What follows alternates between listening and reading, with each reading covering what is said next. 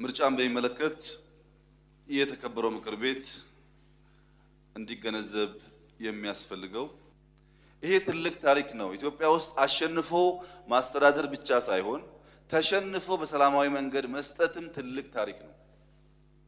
ሐሳብ ያለው የሚያስተዳድር የሚያስቀጥል ፓርቲ እስካለ ድረስ ከዚህ አንፃር የመንግስት ፍላጎት ዴሞክራሲያዊ ነፃ ምርጫ እንዲካሄድ ነው። በተደጋጋሚ የተነጋገርንበት ጉዳይ ነው። ይህም ዝግጁነት እስካሁን ከነበሩት ይሻላል። መሻሉ በንግግር ሳይሆን በበጀት በቢሮ በቦርድ አመራረጥ ላይ ታይቷል። የምርጫ ህጉም እናንተ እንደምታስታውሱት ብዙዎችን በሚያሳትፍ መንገድ ነው የጸደቀው። ስለዚህ ከመንግስትና ከምርጫ ቦርድ አንፃር ቢያንስ ባለፈው ከነበረው የተሻለ ነገር አለ። ሶስተኛው አክተር ህዝብ ነው። የኢትዮጵያ ህዝብ ምርጫን ተከትለው የሚነሱ ግጭቶች ምን አደጋ እንዳላቸው ቢያንስ 97 በቂ ትምህርት ወስዷል። የኢትዮጵያ ህዝብ የሚፈልገው ያሳምነውን የወደደውን ኃይል ነፃ ሆኖ መምረጥ እንጂ ምርጫ ከተመረጠ በኋላ በምርጫ ኮረጆ ምክንያት ግጭት ውስጥ ብንገባ የሰው ህይወት አደጋ ውስጥ ከማስገባት በስተቀር ምንም ለውጥ እንደማያመጣ በተግባር በልምድ ያውቀዋል። ከፈለገ ከኬንያ መማር ይችላል፣ ከጎረቤት ሀገር መማር ይችላል፣ ከራሱም ታሪክ መማር ይችላል። ለዚህ የኢትዮጵያ ህዝብ ምርጫን ተስታኮ የሚነሳ ግጭት የሚፈልግ ህዝብ ነው ብሎ ማሰብ ከባድ ነው። አሁን ባለው ሁኔታ የኢትዮጵያ ህዝብ በብዙ ፈተና ያለፈ ስለሆነ አንዲት ቀን የምትካሄድ ምርጫን እንደ ፈተና አይቋቋምም ብሎ ማሰብም ተገቢ አይደለም። ችግር አለ፣ ተግዳሮት አለ። መንግስት፣ ህዝብና የምርጫ አክተሮች ከተግባቡ የማንወጣው ዳገት ተደርጎ መወሰድ የለበትም። ከሚዲያ አንፃርም በንጽጽር ቀደም ሲል ከነበረው የተሻለ ለቀቅ ያለ ነገር አለ። መገራት ሚሻ ቢሆንም እነሱም ሲቪክ ሶሳይቲው እና ሚዲያው ሚናቸውን ከተወጡ ምርጫው የተሻለ ሆኖ ሊከወን ይችላል የሚል እምነት ነው እኛ ያለን። ሌላው ፓርቲዎች ናቸው። ፓርቲዎች አሸንፈው መንግስት በመሆን ብቻ የሚያምኑ ከሆነ የፖለቲካን ሙሉ ቅርጽ አያሳይም። የፖለቲካ ሙሉ ቅርጽ አንደኛው የተሻለ ሐሳብ አመንጭቶ ህዝብን አሳምኖ አሸንፎ ስልጣን መያዝ ነው። ሁለተኛው የፖለቲካ እሳቤ ማሸነፍ እንኳን የማይችል ቢሆን ፓወር እንኳን የሚያገኝ ባይሆን በተወሰነ ደረጃ የህዝብ ይሁንታ በቮት አግኝቶ የተወሰነ ሲት ማግኘት መቻል ነው።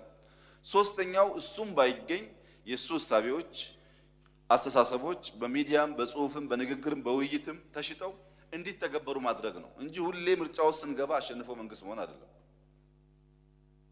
ይሄንን ሐሳብ ይዘው እንዲወዳደሩ እንኳን በአገር ውስጥ የነበሩ ፓርቲዎች ሁላችሁም እንደምታስታውሱት የታጠቁ እና በውጊያ የመንግስት ለውጥ ለማምጣት ሲሰሩ የነበሩ ኃይሎችን በሙሉ ገብተዋል። እነዚህ ኃይሎች ይህ አውድ በዚህ ሁኔታ መከፈቱን እንደ ትልቅ ድል ወስደው ሰብሰብ ብለው ሐሳብ አድርጅተው ከክስ ወጥተው ሐሳባቸውን ለህዝብ አቅርበው የሚወዳደሩበትን መንገድ የተሻለ እድል ስላገኙ መጠቀም አለባቸው ብዬ አምናለሁ። ይህን ተከትሎ ስምምነት የለም የሚለው ጉዳይ የምርጫ ህጉ በሚያስደንቅ ሁኔታ ለካቢኔ ሳይቀርብ የምርጫ ቦርድ የሚመለከታቸውን ባለድርሻ አካላት አወያይቶ ቀጥታ ነው ፓርላማ የቀረበው። ቢያንስ እናንተ ይህንን ጉዳይ ተቃዋሚ ፓርቲዎች እንኳን በደንብ ባይገነዘቡት ወይም በዚያ ደረጃ ባያዩት፣ እናንተ ግን ሁሉም ህጎች ካቢኔ ጋር መጥተው ደንብ ሆነው ከጸደቁ በኋላ ወደ እናንተ እየመጡ ቆይተው የምርጫ ህጉን በሚመለከት ግን አሁን መንግስት የሆነው የካቢኔ አባላትና ካቢኔ እንደ ተቋም ከሚያየው በህዝብ የተወከሉትና ሰፋ ያለ ሐሳብ የሚንሸራሸርበት መድረክ ይምጣ የሚለው ትልቅ እርምጃ ይመስለኛል። እኔም ሌላ ፖለቲካ ፓርቲም ያረቀቀው ምርጫ ቦርድ ያጸደቀው ፓርላማ በካቢኔ እንኳን ረቂቅ ለመወያየት እድል አላገኘንም። ምክንያቱም ካቢኔው የራሱን ፍላጎት ተጭኗል የሚል እሳቤ እንዳይኖር ይህን ተስታኮ ከሰው ቁጥር ጋር ተያይዞ አንቀበልም የሚል ሐሳብ ያላቸው ወይም ቁጥሩ ይነስ የሚል ሐሳብ ያላቸው ፓርቲዎች እንዳሉ ሰምቻለሁ። ይሄ ትክክለኛ ሀሳብ አይደለም። ማንም የፖለቲካ ፓርቲ ኢትዮጵያ ውስጥ ከቻለ ሙሉ ድምፅ አግኝቶ ለማለፍ ካልቻለም ከ50% በላይ ድምፅ አግኝቶ መንግስት ለመሆን የሚሰራ ከሆነ ከ250 ሰው በላይ የሚያወዳድር ፓርቲ 50% ለማሸነፍ ከዛ በላይ ስለሚፈልግ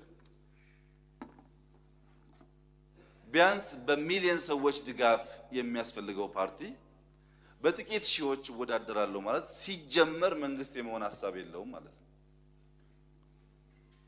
ሲጀመር መንግስት የመሆን ሐሳብ ከሌለ ደግሞ ምርጫ ውስጥ ጊዜ ማባከን አያስፈልግም። መንግስት ለመሆን የኔ ግሩፕ የሚያንስ ከሆነ ከሌሎች መሰል ግሩፖች ጋር ሰብሰብ ማለት ይቻላል። ያን ተቀብለው የፖለቲካ ፓርቲዎች እንደሚገቡ ተስፋ አደርጋለሁ። ዝም ብሎ በቤተ ዘመድ በጓደኛ በመናምን መደራጀት ከሆነ አሁን 107 ነን ይቀጥላል ይሄ ጉዳይ።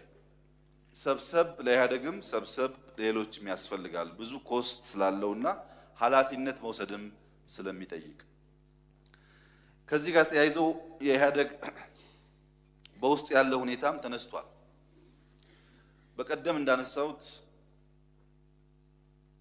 አንድ አባወራ ሲሞት ልጆች ይበተናሉ እንደሚባለው ኢህአዴግ አንድ ሲሆን ወይም ሲበተን ኢትዮጵያ ትሞታለች የሚለው ሐሳብ ከድንቁርና የመነጭ ነው። ኢትዮጵያ የኢህአዴግ አባት እንጂ ኢህአዴግ የኢትዮጵያ አባት አይደለም። እኛ ከሌለን ሀገር የለም፣ እኛ ከሌለን መንግስት የለም የሚባል ነገር ስህተት ነው። የፓርቲ እሳቤ ሳይኖር ኢትዮጵያ ነበረች። ፓርቲ እኮ 40 ዓመት ነው ኢትዮጵያ ውስጥ። በእናንተ እድሜ ነው ፓርቲ የተጀመረው ኢትዮጵያ ውስጥ ነበረች ኢትዮጵያ። የኛ ስምምነት የኛ አንድነት ሰላም ያመጣል፣ ልማት ያመጣል፣ እድገት ያመጣል። ጥሩ ነው፣ ትክክል ነው። እኛ ከሌለን ኢትዮጵያ የለችም ግን ትክክል ያልሆነ ዴፊኒሽን ነው። ኢህአዴግ ቢኖርም ባይኖርም ኢትዮጵያ ትቀጥላለች። ኢህአዴግ አንድ ቢሆን ባይሆንም ኢትዮጵያ ትቀጥላለች። ይሄንን ፋውንዴሽኑን ማመን አስፈላጊ ነው የሚሆነው።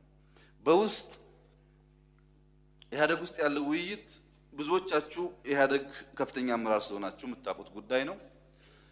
ላለፉት ምናልባት 5-10 ዓመታት ጥናት ሲካሄድ በየጉባኤው የአንድነት የህብረት ጥያቄ ሲነሳ ቆይቷል። በአዋሳው ጉባኤ ላይ ብዙዎቻችሁ እንደተሳተፋችሁት በሙሉ ድምጽ ጉባኤተኛው በሙሉ ድምጽ የሚቀጥለው ጉባኤ ከመምጣቱ በፊት የኢህአዴግ ምክር ቤት ስራውን ካጠናቀቀ ውህደቱን ይፈጽም ብሎ ውክልና ሰጥቷል። እንግዲህ ጉባኤ ትልቁ የድርጅት አካል ስለሆነ ጉባኤ ወሰነውን ከዛ በታች ያሉ ተቋማት ማስፈጸም እንጂ መሻር ተገቢ አይደለም በዲሲፕሊን። ነገር ግን ውይይት ላይ ነው ያለነው፣ የተቋጨ ጉዳይ አይደለም። እየተወያየን ያለነው በቅርቡ ውሳኔያችንን ውይይታችንን ቋይተን ውሳኔያችንን እናሳውቃለን። በዚህ ጉዳይ ውስጥ ውህደቱ አያስፈልግም የሚል ሐሳብ እስከዛሬ ሰምቼ አላውቅም። ውህደቱ አሁን ባይሆን እንደተባለው በጣም በርካታ ችግሮች ስላሉ ጊዜው አሁን አይደለም የሚል ሐሳብ በስፋት ይነሳል ከተለያዩ አባላት ከተለያዩ ፓርቲዎች በግለሰብም በፓርቲም ደረጃ። አሁን መሆን አለበት፣ ፈተና አለ፣ ችግር አለ፣ ግን አሁን አንድ ሆነን ህዝባችን አንድ ማድረግ አለብን የሚል ሐሳብ ያላቸው ሰዎች አሉ።